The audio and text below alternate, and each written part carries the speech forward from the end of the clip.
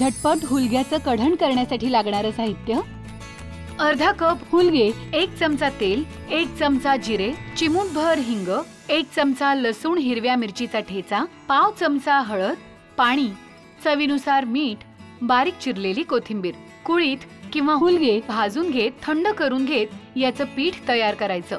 आता जिऱ्याच्या फोडणीत हिंग, लसूण मिरचीचा ठेचा, हळद, पाणी आणि चवीप्रमाणे मीठ घालत याला उकळी काढायची आणि हुलग्याचं पीठ यात घालायचं आणि मिसळून घेत शिजवायचं आणि वर आवडीप्रमाणे कोथिंबीर घालायची. झालं आपलं झटपट हुलग्याचं कढण तयार. तर हुलगे याला कुळीथही म्हटलं जातं. हे मी तव्यामध्ये घेते. हे साधारण अख्खा मसूर असतो ना त्यासारखंच दिसतं, पण थोडासा शेप याचा वेगळा असतो. तर हे हुलगे, अर्धा कप हुलगे मस्त ड्राय रोस्ट करून घ्यायचे एक 5 ते 6 मिनिट मध्यम आचेवर. हुलगे मस्त भाजून झाले आहेत, मस्त खमंग सुवास येतो आणि तुम्ही बघू शकाल हे जसे भाजले जातात ना त्यातलं ऑइल रिलीज होतं आणि छान अशी त्याला ग्लेज किंवा चकाकी यायला सुरुवात होते. आता हे हलकेसे थंड करून घेऊयात आणि हे कुळीथ हलकेसे थंड झाल्यावर मिक्सरच्या भांड्यामध्ये काढून घेतलेले आहेत आणि आता याची पण पूड करून घेऊया. हे हुलग्याचं पीठ थंड झालं की हवाबंद डब्यामध्ये स्टोअर करून ठेवू शकता. 2 ते 3 महिने हे पीठ छान टिकतं आणि जेव्हा तेव्हा तुम्हाला माडगं खायची इच्छा झाली, हुलग्याचं कढण खायची इच्छा झाली तेव्हा ते बनवायचं आणि खायचं. आता आपण कढण बनवायला घेऊया. आता हुलग्याचं कढण बनवायला सुरुवात करूया. तर हे ना 2 पद्धतीने बनवलं जातं. गोडही बनवतात आणि तिखटही. गोड तुम्हाला बनवायचं असेल तर थोडंसं साजूक तूप टाकून, पाणी टाकून त्यामध्ये हुलग्याचं पीठ टाकून शिजवून घ्यायचं. शिजत आलं की त्यामध्ये गूळ घालायचं. तिखट बनवण्यासाठी इथे चमचाभर तेल गरम केलेलं आहे.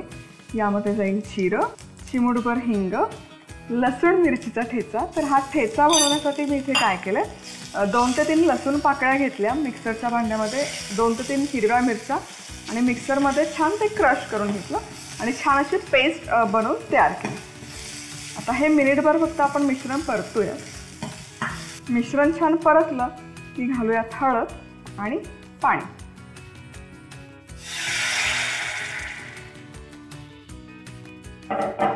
या पाण्याला ना एक उकळी काढायची आणि चवीपुरतं मीठही घालूयात.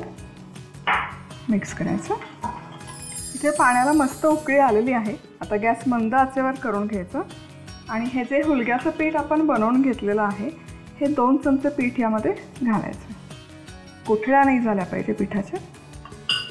आणि हे छान मिक्स करून घेऊया आणि एक 4 ते 5 मिनिटं छान हे शिजवून घ्यायचं. आता हे कढण छान मी एक 10 मिनिटं तरी शिजवून घेतलेलं आहे. तुम्ही बघू शकाल मस्त दिसतं. यामध्ये आपण घालूया थोडीशी बारीक चिरलेली कोथिंबीर. कोथिंबीर घालणं ऑप्शनल आहे, पण थंडीच्या दिवसांमध्ये, पावसाच्या दिवसांमध्ये सर्दी खोकला झाला असेल तर हा आहे ना एक जालीम उपाय आहे सर्दी खोकला पण पळवण्यासाठी. अतिशय रुचकर लागतं, हे चवदार लागतं. तोंडाची चव गेली असेल तर हे माडगं नक्की बनवून पिऊन बघा.